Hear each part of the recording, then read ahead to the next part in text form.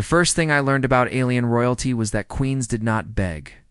They commanded, even when their voices trembled, even when their claws shook against your chest, even when the entire warship burned around them and the stars outside turned red with enemy fire.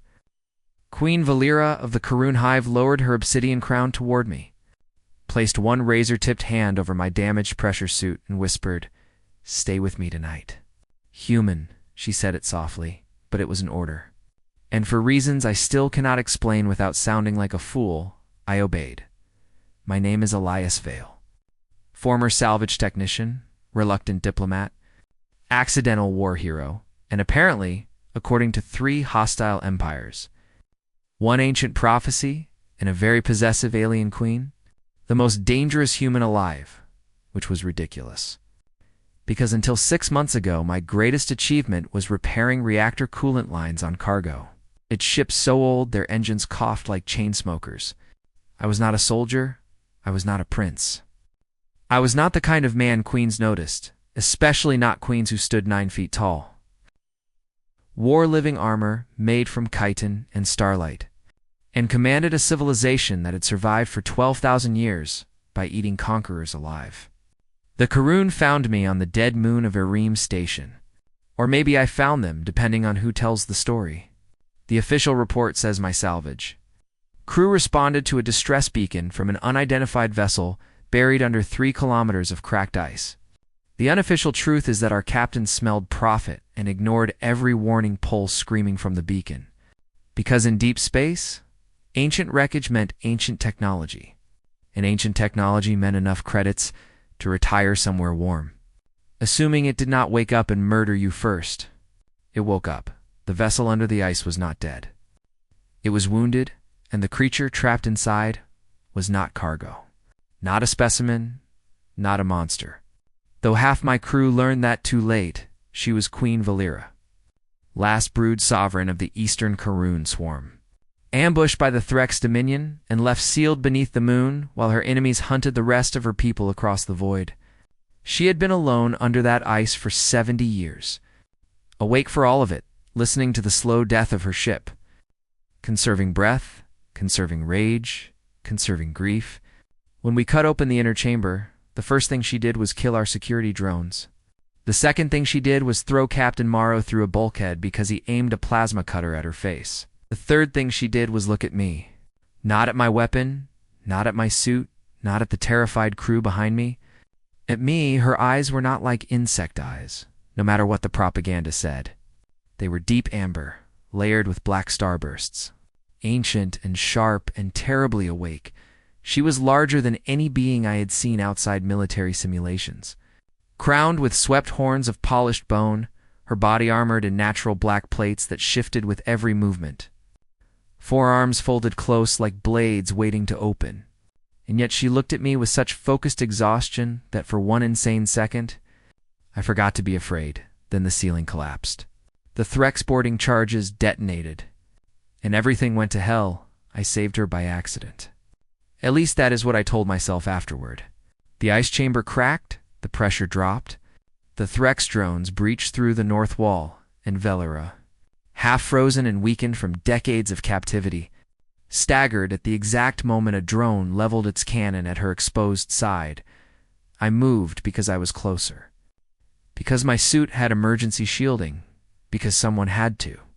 Because humans are very good at doing stupid things 1 second before thinking about them. The blast hit me instead of her. It should have turned my spine into steam, it nearly did. I remember pain so white it had no shape. I remember my visor filling with blood. I remember falling against the Queen's armored body. While she caught me with 2 arms and tore 3 drones apart with the other 2, I remember her voice, not translated cleanly yet, raw and layered and furious, calling me something that my suit later rendered as Oathbearer, Life Shield, Impossible Mammal. Then I died for 42 seconds, according to my suit log. 42 seconds is not long unless you are the one counting from the other side. The emergency med foam restarted my heart.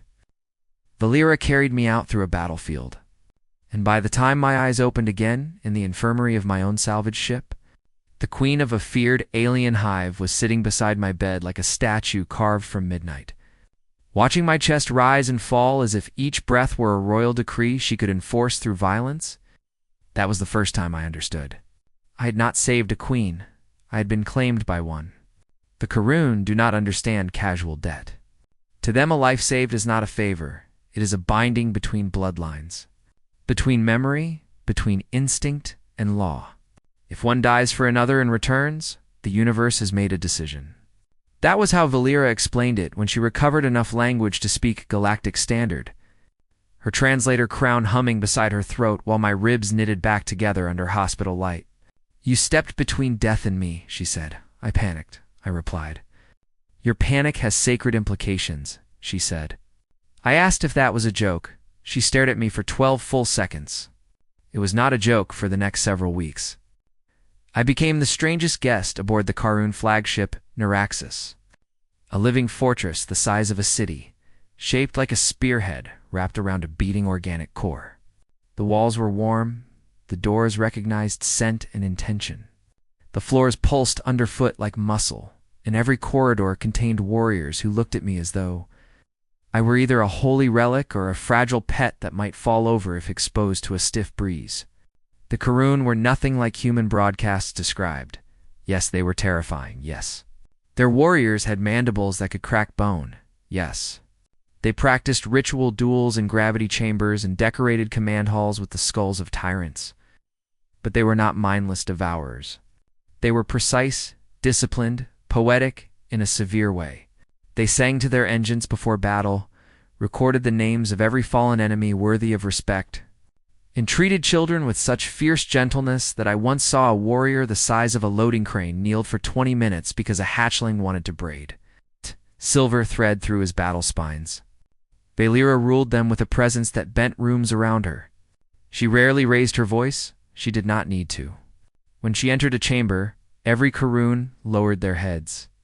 Not in fear, though there was plenty of that, but in recognition, as if gravity had arrived wearing a crown.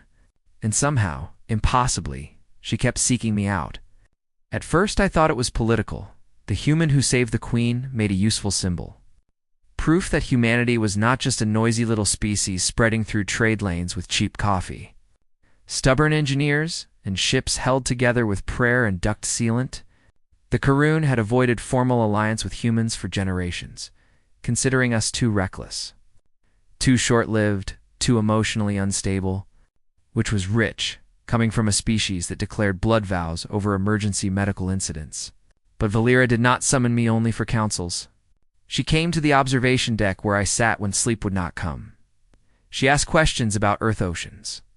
Old cargo songs, family names, human grief, human courage, why we joked when afraid, why we touched wounded people, even when touch could not heal them, why I had smiled after almost dying. I was drugged, I told her. You were broken, she said. Yet you bared your teeth in defiance. That was a smile. It looked like a threat. Sometimes it is. That pleased her. She began calling me Little Storm, which sounded less ridiculous in her language. Or maybe more ridiculous, I never learned which. And the crew noticed, of course they noticed. The Karun warriors began making space for me in corridors, not merely out of respect, but out of caution, because wherever I went, the queen's attention followed, and in the Karun court, attention was power, dangerous power. Then came the night of the assassination attempt. The Threx Dominion had followed the Naharaxis through folded space. Hiding inside the ion wake of a shattered comet, they came during the morning cycle, when the Karun dimmed their ship lights to honor lost broods. 3 infiltrators wearing stolen bio signatures slipped through the lower vents and reached the Queen's private sanctuary. I was there because Valera had insisted I attend a quiet meal. Quiet meaning no soldiers, no ministers, no ceremonial venom wine. Only a low table of strange food to translation devices. In her enormous presence across from me while she tried human tea for the first time and accused it of being dishonest soup, the assassins struck when the ship lights darkened. Valera killed the first one before I even saw movement. Her upper right arm snapped out, claws open, black blood hit the wall. The second assassin fired a neural spike that struck her crown and scrambled her balance. The third came for me. That was their mistake. I was still weak, still healing, still supposedly under royal protection. But I had spent 15 years repairing industrial machinery in vacuum, which meant I knew exactly how to use heavy objects in tight spaces. I grabbed the ceremonial heat lamp beside the table and smashed it across the assassin's sensory crest. The lamp exploded. The assassin screamed. The room filled with burning blue oil. Valera staggered. The second assassin raised its weapon again, and I did the stupid human thing. Again, I tackled the queen, not gracefully, not heroically. More like a man throwing himself at a moving wall. But I knocked her aside just enough that the neural spike meant for her heart node punched through my shoulder instead. My left arm went numb, my knees buckled, and I hit the floor with Valera above me. Her eyes suddenly vast, suddenly terrified, for the second time. I watched her watch me bleed for her. The entire ship learned what a queen sounds like when she loses control. Her scream rolled through the Anaraxis like a reactor breach. Doors sealed. Warriors came running. Alarms turned from red to ultraviolet. And Valera became something ancient, something crownless and absolute. She tore the assassin apart with such silent precision that the memory still makes my skin tighten. Then she lifted me as though I weighed nothing and carried me through corridors while healers sprinted behind her begging permission to touch me. "Hey, stay," she kept saying. Translator breaking under the force of her voice. Stay, stay, stay. I wanted to make some joke about having nowhere better to be, but my mouth would not work. The second time I nearly died for her. Something changed, not in the court, though that changed too, not in the war. Though that became uglier, something changed in Valera. She stopped pretending her concern was ceremonial. Stopped hiding behind law and debt and sacred implication. She began assigning guards to my door. Then sleeping outside it herself when the guards displeased her, which was often. She refused to let healers sedate me unless she witnessed the dosage. Refused to let ministers question me while I recovered. Refused to let anyone call me asset, symbol, bargaining piece, or human variable. "He is Elias," she said once, in a council chamber cold enough to frost the walls. While 12 broodlords stared at the floor, and while I breathe, no one will speak of him as a thing that should have frightened me. It also did something worse. It made me feel safe. Humans have a dangerous relationship with safety. We distrust it, crave it, mock it, ruin it with jokes, then cling to it when nobody is looking. I had spent most of my adult life drifting between stations.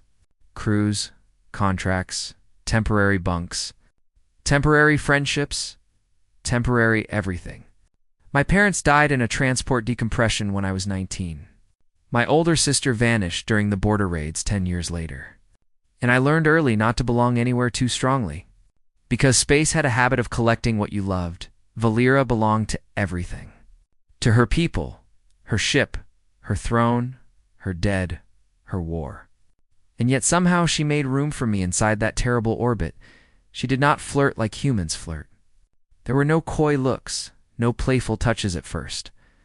Karun courtship was apparently a mixture of protective stalking, food offerings, military intimidation, and the exchange of old wounds. She brought me rare fruit from conquered gardens, stood beside me in silence when nightmares woke me, showed me the memorial chamber where the names of her slaughtered brood glowed in amber glass, and once, after a council lord implied that human lives were too brief to matter in strategic calculations, she broke his speaking tusk with one hand and asked him to continue his thought. He did not. The war against the Threx widened. The Dominion had not merely attacked Valera's hive. They had discovered something beneath Aram Station. Something older than Karun, older than humanity, a dormant gate network built by the vanished Aurelian architects. If activated, it could fold fleets across the galaxy without warning. The Threx wanted it. The Karun wanted it destroyed. Humanity wanted everyone to please stop firing near trade routes because insurance premiums were already obscene. Naturally, I was dragged into the center of it. During my first death, when Valera's blood touched my broken suit and my nervous system rebooted under medfoam shock, Something in the Aurelian beacon had imprinted on me. Not enough to make me useful in any normal way, but enough that I could hear the gate signals in dreams. Tones like glass whales singing through metal. Coordinates buried under static, warnings disguised as lullabies. The Karun scientists called it resonance contamination. The Threx called it key infection. Valeria called it another reason I was not allowed out of her sight. I called it a migraine with political consequences for 3 months. We hunted fragments of the gate map across dead moons and ruined stations. Human engineers worked beside Karun biopriests. Karun warriors learned to tolerate human coffee, which they considered a combat stimulant. And I learned that Valera could be both terrifyingly regal and completely helpless before small human customs. She became fascinated by handshakes, suspicious of blankets, offended by forks, and deeply moved by the human phrase, "I'm here." To declare presence as comfort, she said one night, watching a nebula curl beyond the observation glass. "Your species speaks like children standing in a storm. Holding candles, that's almost beautiful," I said. "It is inefficient," she replied, "but beautiful." "Yes," she admitted. I have learned that humans are often both. The closer we came to the gate core, the more desperate the Threx became.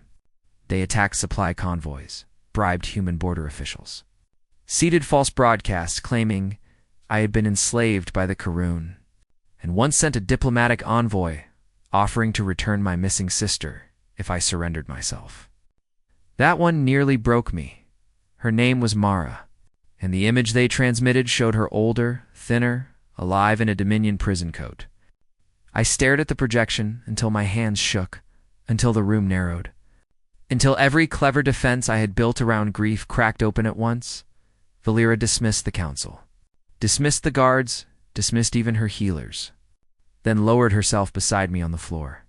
"Not a throne, not a dais, the floor, if she lives," Valera said. "I will burn worlds to find her." "You can't promise that," I said. "I can. You're a queen," I snapped, "because pain makes cowards of us all." "You can't burn worlds because one human technician misses his sister." Her eyes hardened.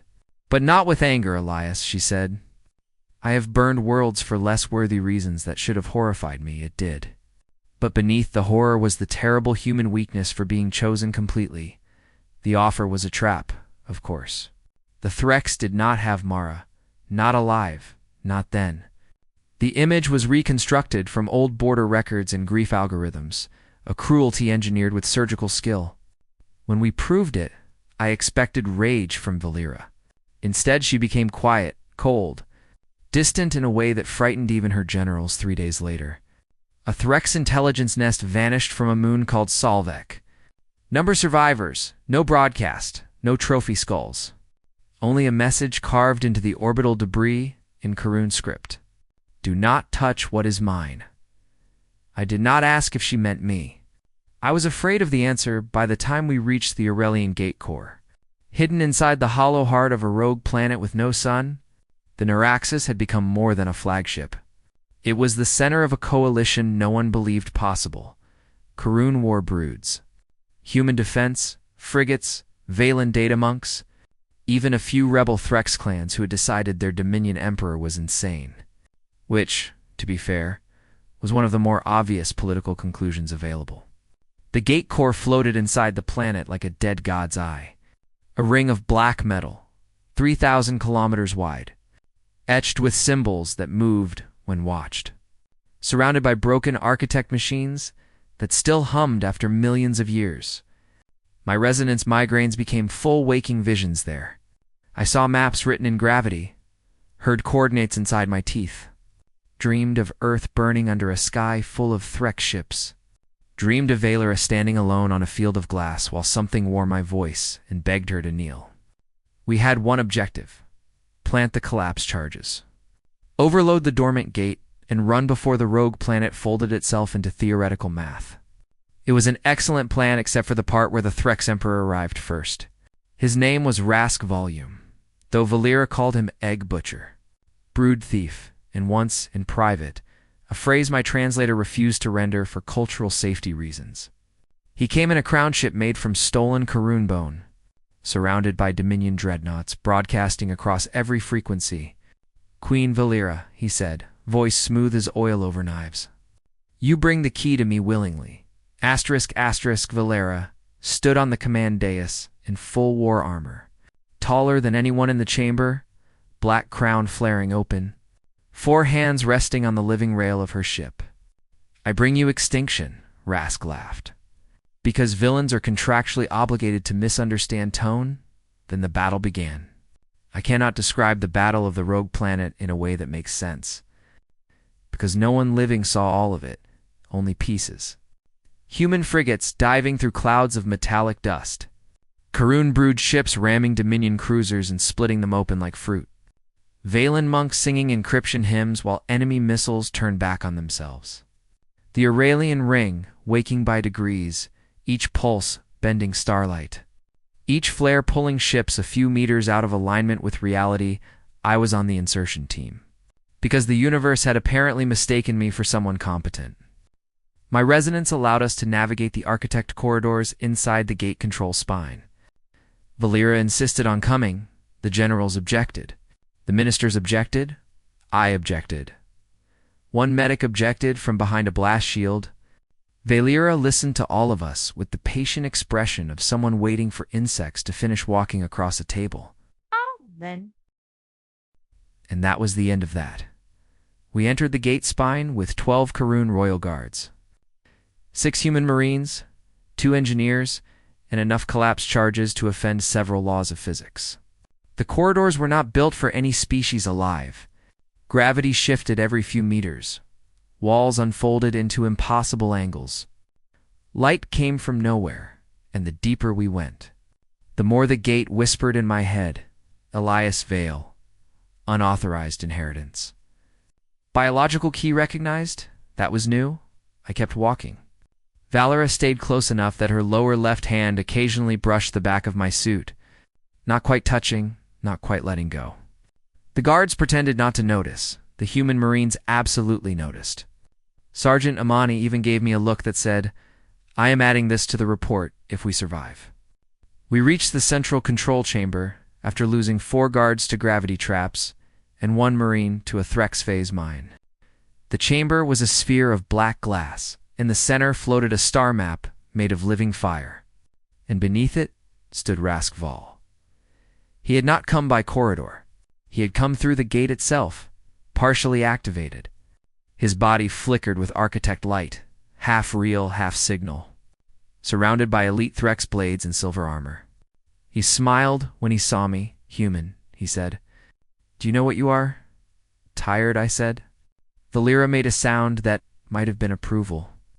Rask lifted one hand, and the star map turned red. "You are not contaminated by the gate. You are accepted by it. The architects built their network to respond to adaptive neural chaos.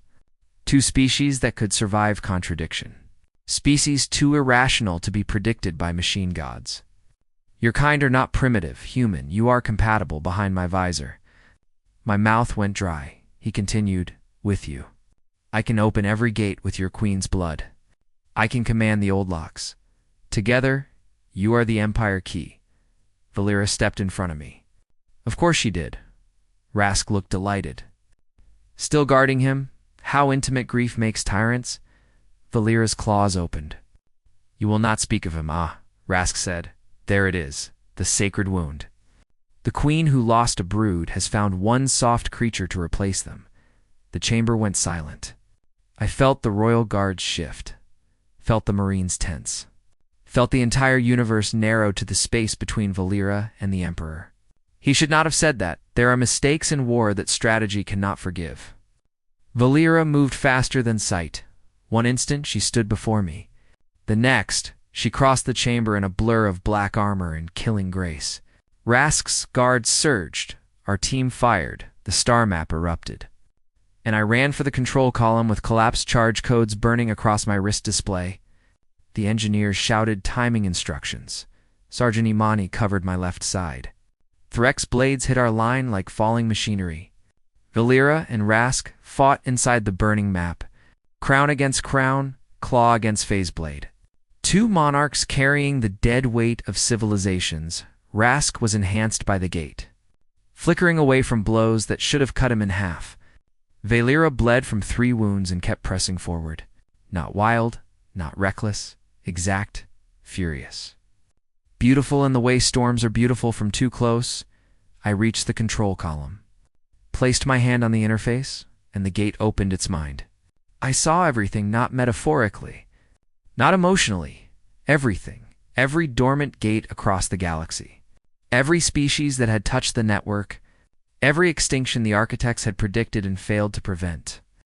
I saw humanity as they saw us, brief sparks, impossible variables. Creatures who made art in trenches and jokes in hospital beds. Creatures who loved beyond lifespan and fought beyond probability. I saw the Karun as memory made flesh, a people built around loss so ancient it had become architecture. I saw Valera under the ice for 70 years, alone, awake, refusing madness because rage was the last duty she had left. Then I saw the choice. Destroying the gate would work, but not before Rask forced it open through my connection. Unless the key burned out from inside the network. Meaning me, of course it meant me, somewhere behind me. Valera screamed my name, not my title. Not Little Storm Elias. I did not turn around. The dramatic thing would be to say, I was brave. But I was not. I was terrified. I was furious. I wanted more time, more tea that tasted like dishonest soup. More arguments about blankets, more Valera pretending not to hover outside my door. More mornings, watching stars slide over the Anaraxis while her hand rested near mine.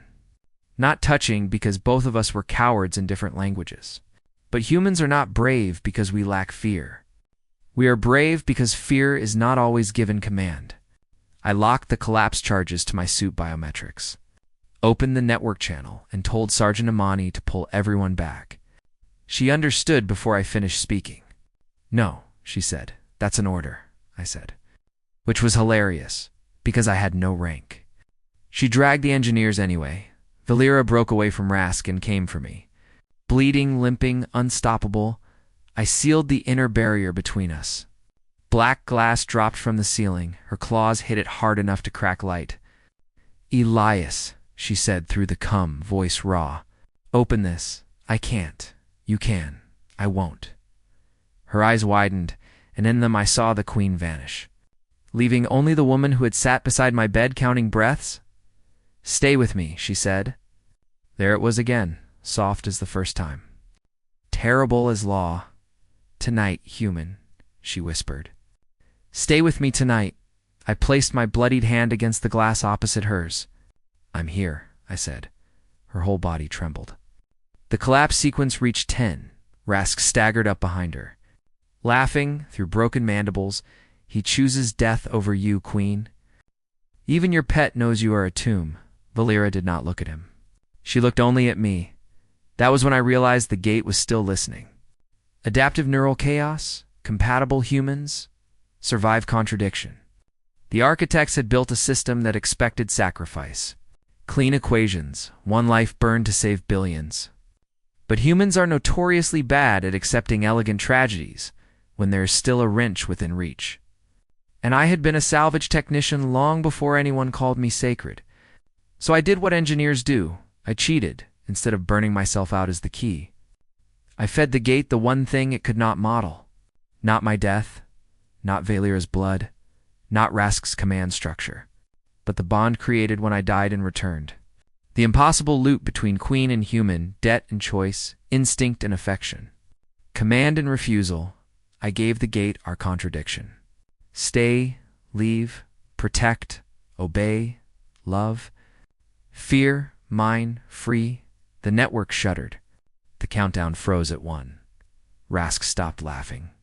Valera's hand pressed harder against the glass. The Aurelian system did not understand possession without ownership, command without domination, sacrifice without surrender. But it tried. And in trying, it opened a logic fault wide enough for me to drive a collapse charge through. I rerouted the overload into the gate spine itself. Not through my nervous system, through the bond signature. Through the Queen's blood on my old suit records, through the Medfoam resurrection log, through every impossible second since Aram Station. The gate screamed in frequencies that made ships outside tumble. The star map imploded. Architect fire raced through the walls. The barrier between me and Valera cracked. Rask finally understood. And like all tyrants who discover the universe does not belong to them, he panicked. He lunged for me. Valera intercepted him, not with elegance this time. Not with royal precision, with pure refusal. She drove herself into him, taking his phase blade through her side so she could get close enough to lock all four arms around him. "Elias," she said, "finish it." "No," I shouted. Her eyes met mine, not an order now, a plea that was worse. I slammed my hand onto the control column and released the collapse. The gate core folded inward. Rask Valyon died screaming in the arms of the queen whose children he had slaughtered. Valera held him there until the implosion took his crown ship signal. His stolen power, his empire key, all of it.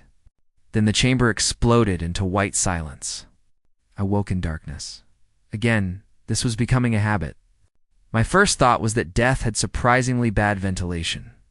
My second was that everything hurt too much for the afterlife. My third was that someone enormous was holding me against a heartbeat that sounded like distant drums. Asterisk, asterisk, Valera. We were inside an emergency cocoon grown from her armor. Drifting in a broken section of the gate spine, my suit was cracked. Her side was sealed with black clotting resin. One of her crown horns was broken. And her arms were wrapped around me so tightly my ribs protested, despite modern medicine's best efforts. "You stayed," she said. Her voice was almost gone. "You ordered me to," I murmured. "I ordered you not to die. You phrased it poorly." A strange sound moved through her chest. Halfway between a sob and a laugh, I had never heard it before. I hope I never hear it again under those circumstances.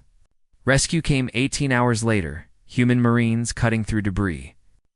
Karun healers wailing prayers. Sergeant Amani shouting that if we were alive, we had better say something before she wasted explosives opening the wrong cocoon. Valera refused to release me until 3 separate medics, 2 engineers, and one extremely brave hatchling healer promised I would remain within visual range. The battle of the rogue planet ended the Threx Dominion. Not immediately. Empires do not die cleanly. But Rask's death fractured the command hierarchy. Rebel clans turned on loyalists.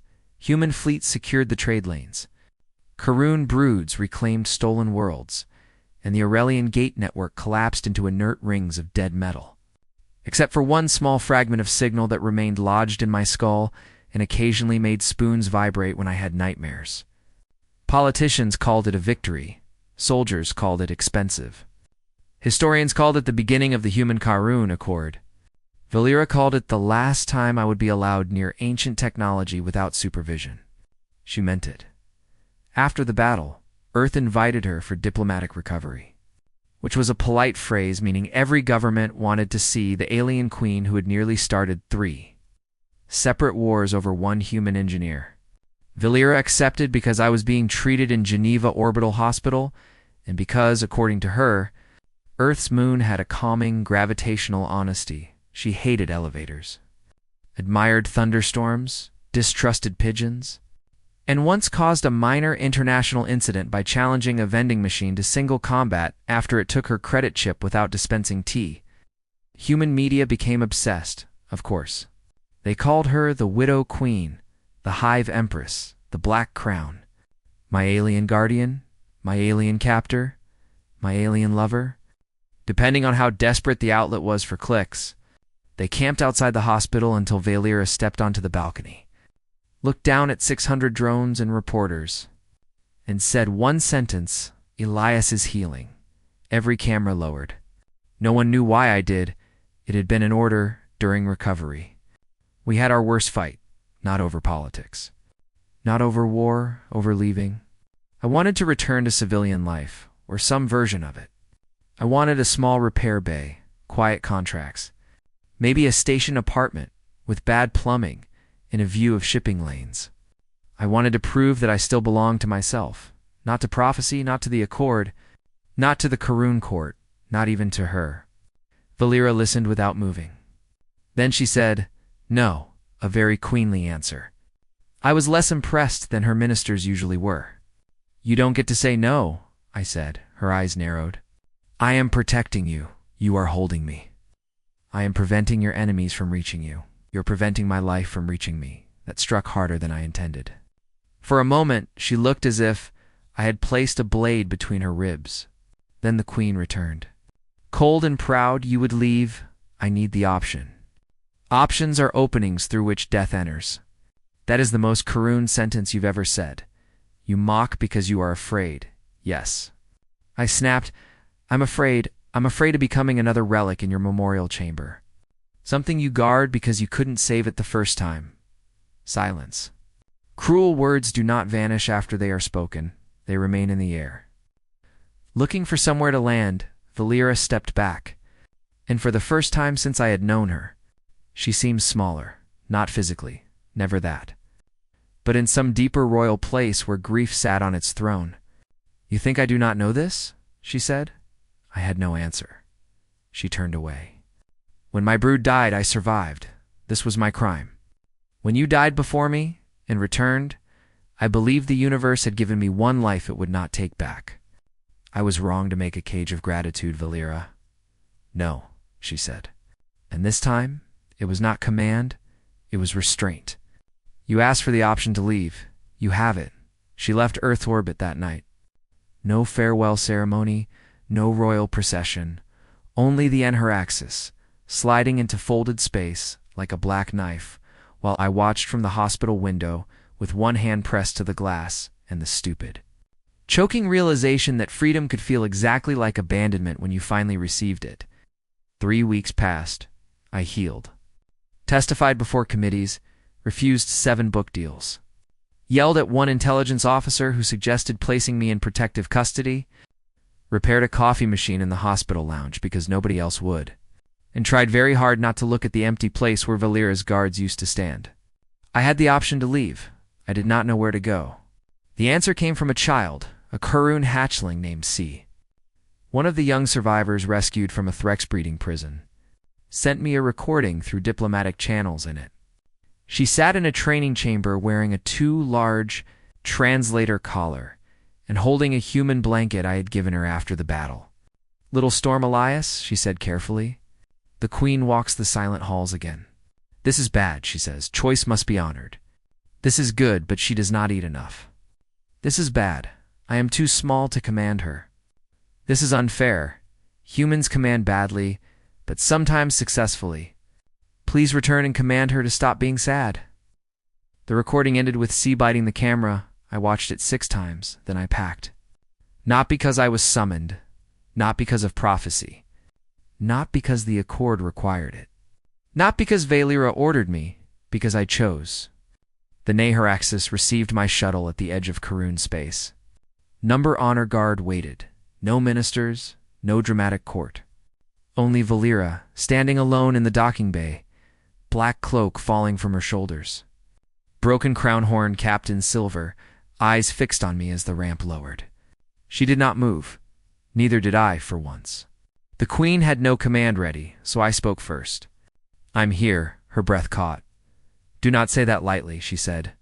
I'm not. You are free to leave, I know. You are not my prisoner. I know you are not my subject. Good. Because I'm terrible with authority, her mandibles shifted in the Karun version of almost smiling. I walked down the ramp, stopped close enough to touch, and did not yet. I don't want a cage, I said. I do not want to build one, she replied. I don't want guards outside my door because you're scared. I am always scared, she said, with brutal honesty, but I will teach my fear manners that nearly broke me. I lifted my hand, slowly, giving her time to refuse, and placed it against the side of her jaw where black armor softened into warm living skin. The entire docking bay seemed to stop breathing. Valera closed her eyes. Stay with me tonight. Human, she whispered. This time, it was not an order. I heard the difference, so did she, I answered. Yes. Life after that did not become simple. Anyone who tells you love solves politics has never attended a multi-species trade summit with a jealous brood council and a human press corps. The accord turned Karun space into a storm of diplomats. Merchants, scientists, spies, and opportunists. Humans arrived with medical technology and terrible music. The Karun offered bioarmor research and nightmare-inducing poetry. Misunderstandings were constant, hilarious, occasionally explosive. Valor appointed me civilian liaison to the royal court, partly because I understood humans. Partly because the Karun trusted anyone their queen had nearly destroyed reality to protect. And partly, I suspect, because she liked having me close, while pretending it was administrative necessity. I made rules: no guards inside my quarters unless there was an actual emergency. No threatening diplomats, unless they threatened first. No using the phrase fragile mammal during formal meetings. No declaring blood feud against journalists for asking rude questions. Valera accepted most of these, negotiated the journalist clause down to severe glaring, and insisted on one rule of her own. If nightmares came, I would wake her, I agreed. Asterisk, asterisk. She had nightmares too, on those nights. The queen of the Karun did not look like a monarch. She looked like a survivor, curled beneath the dim amber lights of her chamber, hands flexing against ghosts, whispering the names of dead hatchlings, dead sisters, dead worlds. I learned to sit beside her without trying to fix what could not be fixed. I learned that sometimes presence was not weakness. Sometimes the human candle in the storm was enough. She learned human softness did not mean fragility. The first time she visited my private repair bay, she watched me rebuild a plasma regulator for 2 hours, then said, "You create order from ruin. That's maintenance," I said. "It is holy, it's mostly swearing at bolts. And swearing is part of the right." Soon half the Karun engineering deck was swearing at bolts in heavily accented standard, which caused serious concern among visiting human officers who thought they had stumbled into a religious ceremony. Maybe they had. Months became a year. The galaxy stabilized in the uneven way galaxies do, with treaties, betrayals, border disputes, memorials, and trade routes named after people who would have preferred cash. The Threx Dominion remnants retreated beyond the Ash Veil. The rebel clans formed a provisional council. Earth and Karun exchange academies opened, and somewhere in all that noise, Valera and I became less of a scandal and more of a fact. Not everyone approved. Some Karun traditionalists believed a queen's bond with a human weakened royal dignity. Some human politicians feared I had too much influence over an alien sovereign. One senator called me compromised on a live broadcast. Valera watched the clip with me, then asked if compromise meant cherished beyond reason. "Not exactly," I said. "Then your senator lacks vocabulary. The assassination attempts did not stop entirely. Because peace is just war forced to fill out paperwork?" One splinter cult tried poisoning my food with a toxin harmless to Karun and extremely fatal to humans. Valera detected it by scent. Before I took a bite, the offender was arrested, tried, and sentenced to labor rebuilding refugee habitats, which was my suggestion. Valera originally proposed removing his skeleton and returning it in sections. Compromise is important in relationships. On the second anniversary of Arim Station, Valera took me to the memorial chamber, the same amber hall where the names of her lost brood glowed like captured dawn. But now a new panel had been added, not for the dead, for the returned, the saved, the impossible Karun names. Human names, Valen names, even Threx rebel names. All those who had survived because enemies became allies at the edge of extinction. At the center, written in Karun and Standard, was a line I had said without thinking at the gate. "Fear is not always given command. I had it carved," she said. I noticed. "It is ugly grammar. It saved the galaxy. Both can be true," she said. Then she showed me another inscription, smaller, lower, almost hidden beneath the amber light, Elias Vale, who stood between death and the queen, and taught the queen that love is not a cage. I stared at it for a long time. "You made me sound wiser than I am," I said. "You made me better than I was," she replied. "That was when the alarm sounded. Because apparently the universe has no respect for emotional timing." A distress call had arrived from the outer human colony of Pelagos. Not Threx, not pirates, something older. An Aurelian fragment had reactivated beneath the ocean moon. sending pulses that drove machines mad and pulled ships out of orbit. The Council wanted analysis.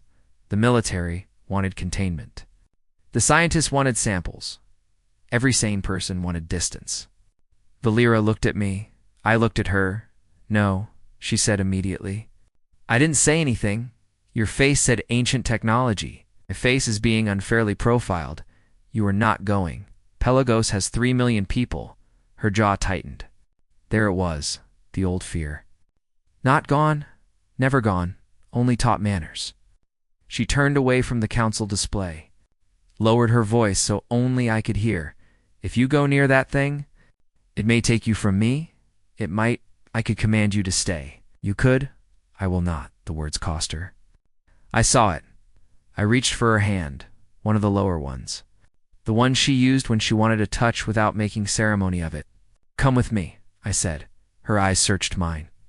"As queen?" she asked. "Or as shield? As Valera?" "No title. Number crown, no prophecy, just her," she breathed out slowly. Then looked toward the command crew, who were all suddenly very interested in pretending not to listen. "Prepare the Anharaxis," she ordered. "We go to Pelagos." And that is how the next chapter began. Not with a throne, not with a battlefield, but with a choice made openly between two people who had learned that staying was only meaningful when leaving was possible.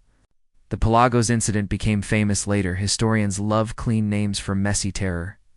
But while we descended through the moon's blue storms, while ocean lightning crawled over the Anharaxis shields, while human colonists transmitted prayers and coordinates through static, all I could think about was the Queen standing beside me, not in front of me this time, beside me.